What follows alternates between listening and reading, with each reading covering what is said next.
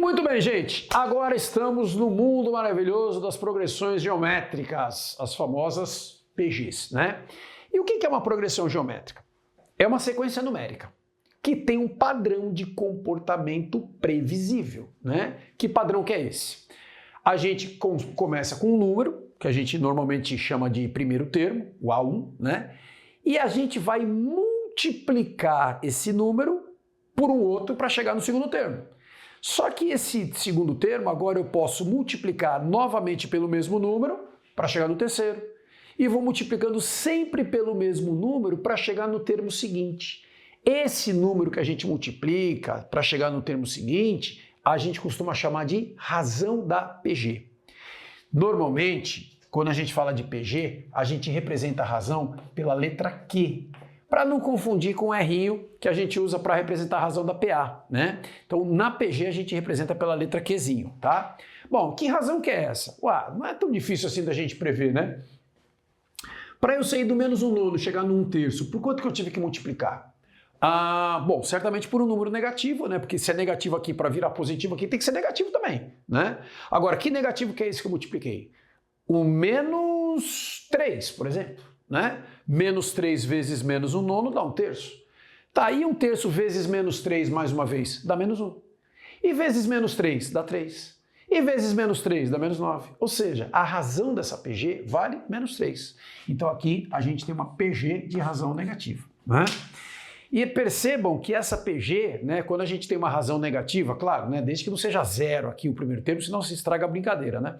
Mas qualquer termo que você tiver aqui, seja ele positivo ou negativo, e você tem uma razão negativa, o que acontece? Os termos eles vão intercalando de sinal. Então você começa com negativo, vai positivo, negativo, positivo, negativo, positivo, negativo. Se começar com positivo, vai intercalando também, né? Positivo, negativo, porque a razão é negativa, não é?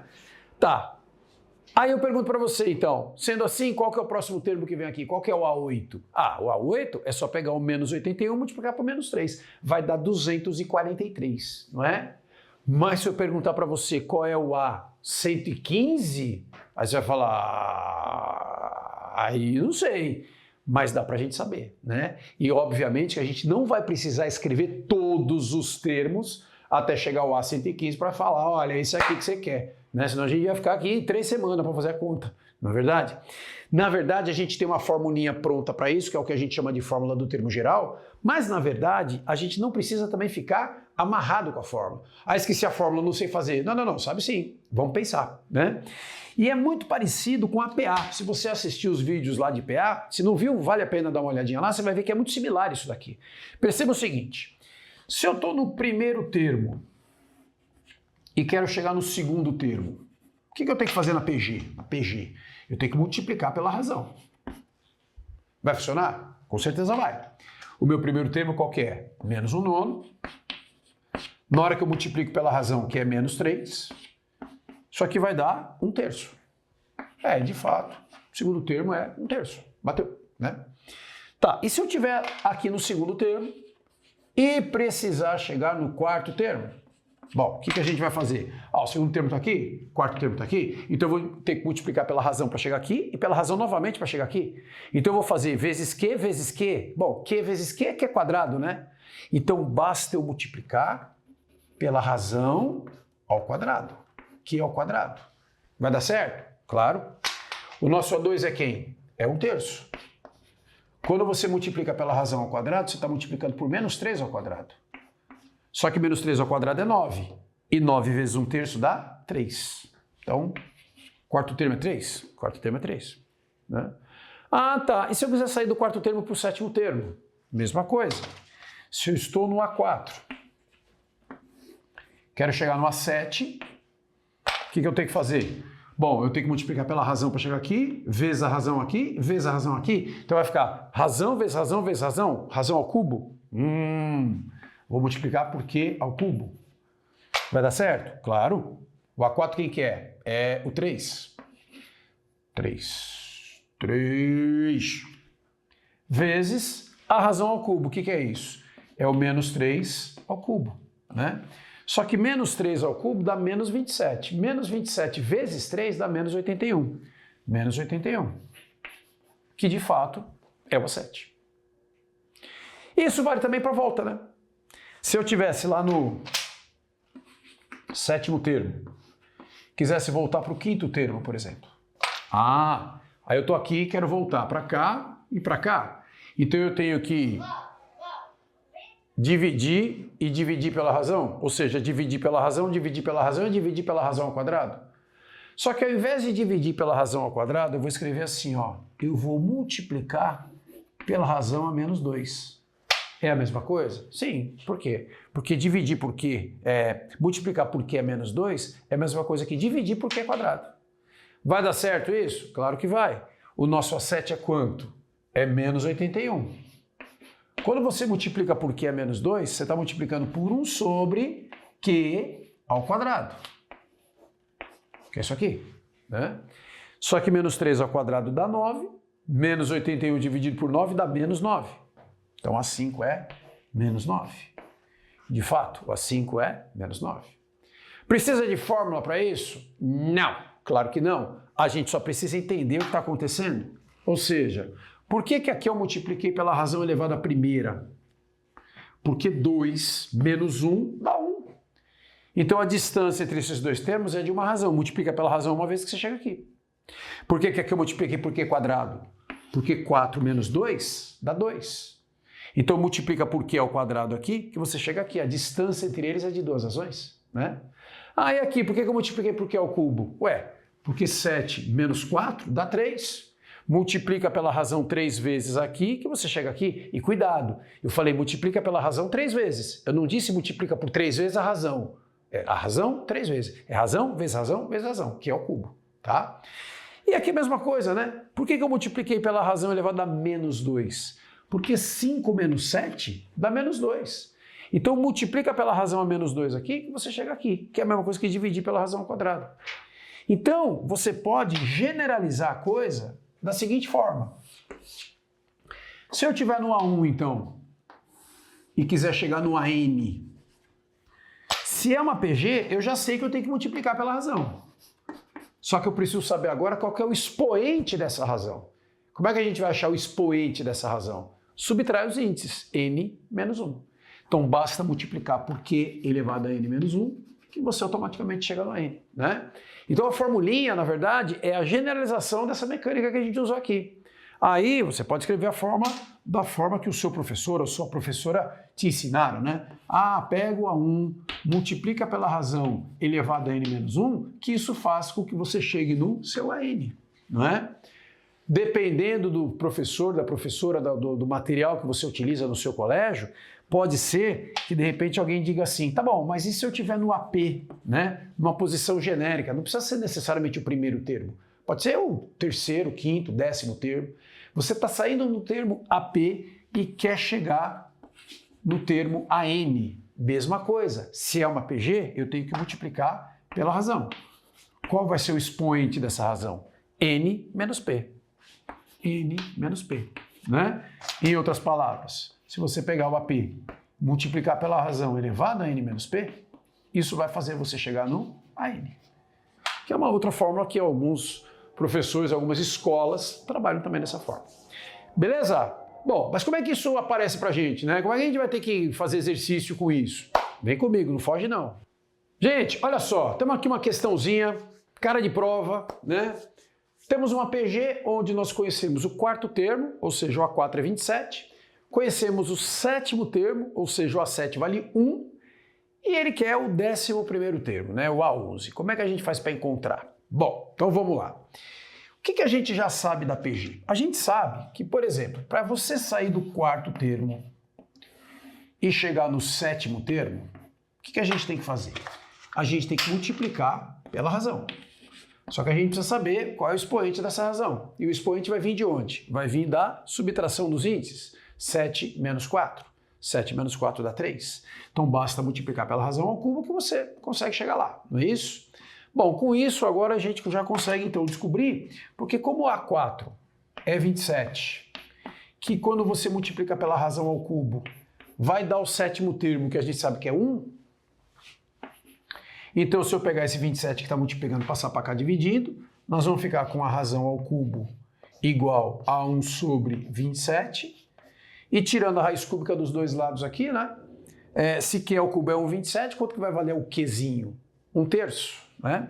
Então daqui a gente consegue descobrir que a razão vale 1/3. Beleza. Mas é isso que ele quer? Não, mas é isso que a gente precisa para chegar onde ele quer, né? Bom, ele quer o 11º termo, ele quer o A11. Tá, mas para chegar no A11 a gente precisa partir de algum termo conhecido. E nós temos 2, dá para escolher, né? Aí você escolhe o que você achar melhor. Eu acho muito mais interessante, mais fácil, partir do A7. Por quê? Porque vale 1, a conta fica mais fácil, né? Então, para eu sair do A7 e chegar no A11, para eu sair do A7 e chegar no A11, eu preciso multiplicar pela razão. Qual o expoente dessa razão? 11 menos 7, que dá 4, né? Então multiplica pela razão a quarta, que vai dar certo. Como o nosso A7 a gente conhece, vale 1, multiplicado pela razão, que a gente também já conhece, vale 1/3. Então vai ficar 1/3 elevado à quarta. Isso daqui vai dar o nosso A11, né? Só que 1/3 elevado à quarta é 1/4, que é 1 mesmo. 3/4 é 81. Vezes 1 é 1/81 mesmo. Então daqui a gente vai descobrir que o 11º termo dessa PG vale 1/81. 1/81 avos. E acabou. Beleza? Muito bem, gente. Ó, mais uma questãozinha de PG aqui. Aqui nós temos uma PG de 4 termos e todos eles são positivos, né? O enunciado diz isso. Então, você tem lá uma PG de 4 termos, todos eles positivos, e a soma dos 2 primeiros dá 1 e a soma dos 2 últimos dá 9. E ele quer saber qual é a razão dessa PG. O Qzinho, né? Bom, o que a gente pode fazer aqui? Bom, uma das formas é, como eu já representei a PG dessa forma, tudo em função do primeiro termo e da razão, na hora que você soma os 2 primeiros, você está somando quem? Você está somando A1 mais A1 vezes Q, que dá 1, né? E embaixo nós temos também que A1, Q quadrado, mais A1, Q ao cubo, tem que dar 9, né? Muito bem. Então a gente tem aqui um sisteminha de 2 equações, 2 variáveis, um sistema 2×2, né? Aí a pessoa fala assim, nossa, mas aqui tem Q quadrado, Q ao cubo, como é que a gente se vira nisso? Pois é, aí é que entra um pouquinho da malemolência da pessoa que está resolvendo a questão. É interessante você perceber que aqui em cima eu tenho o A1 como fator comum, não tenho? Então eu posso colocar em evidência? Então, na primeira equação, se eu puser o A1 em evidência, dentro do parênteses, o que vai aparecer? A1 dividido por A1 dá 1, mais A1Q dividido por A1 dá mais Q. Tudo isso tem que dar 1, não é? Só que aqui embaixo, percebam que a gente também tem A1 como fator comum e Q quadrado como fator comum também. Então eu posso colocar o A1 vezes Q quadrado em evidência e A1Q quadrado dividido por A1Q quadrado dá 1, né? Mais A1Q ao cubo dividido por A1Q quadrado dá Q, né? Tudo isso igual a 9. E aí é que a gente começa a perceber que o universo conspira a favor de quem tem coragem. Perceba que como a gente tem um mais Q aqui em cima multiplicando e um mais Q aqui embaixo também multiplicando, e percebam também que eu tenho um A1 aqui multiplicando e eu tenho A1 aqui multiplicando também, o que será que acontece quando a gente divide a equação de cima pela equação de baixo? Quando você faz a divisão dos dois lados. Na hora que você divide isso por isso, A1 de cima com A1 de baixo vai cortar. 1 mais Q de cima e 1 mais Q de baixo também vai cortar. O que eu não cortei? O Q quadrado embaixo. Então vai ficar 1 sobre Q quadrado aqui. E aqui vai ficar 1/9. Então eu vou poder fazer isso, ó. 1 sobre Q quadrado vai ser igual a 1/9. Em outras palavras, Q quadrado vale 9. Né? E percebam que se o Q quadrado vale 9, o Q, que é a razão, pode ser mais ou menos 3. Só que aqui a gente não vai poder utilizar o menos 3. Por quê? Porque ele disse no enunciado que os termos são positivos. Lembra? Se eu tivesse uma razão negativa, a PG ela fica intercalada. Positivo, negativo, e aí não teria só termos positivos, né? Então, certamente a razão vai ter que ser quanto? 3. Então, daqui a gente já tira que para que a PG só tenha termos positivos, a nossa razão tem que ser positiva também. Nesse caso, vale 3. Beleza? É isso aí, gente. Gente, vamos lá. Dentro do universo das PGs, nós temos também outras coisas importantes da gente conhecer, que é aquilo que a gente chama de soma de termos. E nas PGs a gente tem 2 tipos de soma. Nós temos a soma dos n primeiros termos, que a gente costuma chamar de S, de soma finita, né? Soma dos n primeiros termos de uma PG, né? E nós temos uma outra soma que a gente chama de soma infinita, né? Soma infinita é a soma dos infinitos termos, mas essa soma aqui ela não é assim para qualquer soma não, tá? Isso aqui são algumas PGs em particular. Moçada, qual que é a fórmula da soma finita, né? Dos n primeiros termos de uma PG? Essa daqui é uma formulinha que é importante você ter na cabeça, principalmente para você que vai fazer prova, né? Pode ser que apareça. Isso daqui é o seguinte, a gente pega o A1, que é o primeiro termo, multiplica por uma fração, né? E o que tem nessa fração? Na parte de cima, Q elevado a N menos 1, na parte de baixo, Q menos 1. Né? Tem gente que gosta de colocar uns parênteses aqui, se não puser também não tem problema algum, né? Tem gente que gosta de fazer isso, e claro que a gente está considerando que a razão aqui é diferente de 1, até porque uma PG de razão 1, aquela PG meio besta, né? Imagina, você tem o 5 como primeiro termo, se a razão é 1, vai ficar 5, 5, 5, 5, você vai multiplicar por 1, não vai mudar nada. Né? Então você não precisa de fórmula para somar os termos dessa razão, dessa PG de razão 1, né? Mas todas as outras você pode calcular dessa forma aqui, tá? Agora, e a soma das infinitas, dos infinitos termos, né? Da PG também. Isso daqui a gente pode calcular assim, ó. A1, que é o primeiro termo, dividido por 1 menos Q. 1 menos a razão, né? Essa daqui é uma outra formulinha, também importante de você conhecer. Só que lembra, né? Eu acabei de falar para vocês, essa soma aqui não é para qualquer PG que ela funciona, tá? Ela só vai funcionar se a PG atender 3 critérios, mas são critérios bem simples. Primeiro critério, tem que ser uma PG, o que é fácil, né? A gente está falando de soma de termos de PG, tem que ser uma PG. Segundo critério, ela tem que ser infinita. Ué, o que é meio claro também. Se eu estou falando de soma infinita, ela tem que ter uma quantidade infinita de termos para que a gente some, né? O terceiro critério, que é o mais importante, é a razão que a gente vai trabalhar.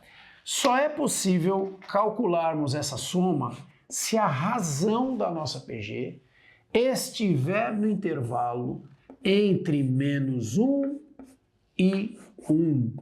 Nós dizemos que a PG, quando ela tem a razão nesse intervalo, ela é uma PG convergente, né? É uma PG onde os termos se aproximam cada vez mais de zero.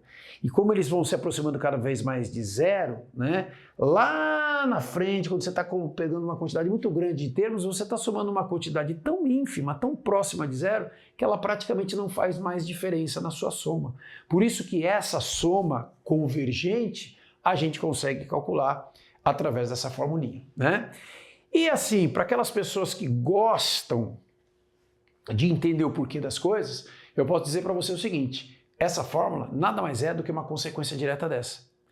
Pensa o seguinte, se você está calculando a soma infinita, o que você está fazendo? Você está pegando esse n aqui, ó, e está fazendo ele ficar tão grande, mas tão grande, mas tão grande, mas tão grande, que a gente está dizendo que ele está indo para o infinito. Só que quando esse n vai para o infinito, esse outro n também vai, não é? E quando você pega uma razão nesse intervalo, pega um número meio, por exemplo, que com certeza está entre menos 1 e 1.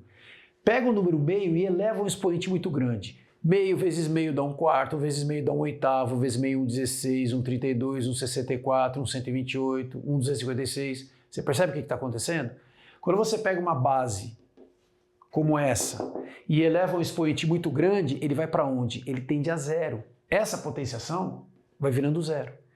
Aí você vai ficar com isso aqui, ó, 0 menos 1 dá menos 1. Menos 1 vezes A1 dá menos A1. Então você vai ficar com menos A1 sobre Q menos 1. Multiplica por menos 1 em cima e embaixo, que não vai mudar nada na fração. Vai ficar A1 sobre 1 menos Q. A1 sobre 1 menos Q. Então, na verdade, essa fórmula é um caso particular dessa. Quando o seu n é muito grande, vai para o infinito. E, além disso, a razão é o número entre menos 1 e 1, faz com que essa potenciação vá para zero, né? E aí, automaticamente, você chega nessa fórmula. Beleza? Vamos fazer exercício para a gente aplicar isso aqui? Vem comigo. Gente, vamos lá, acompanha comigo essa questão aqui. Olha o enunciado dela.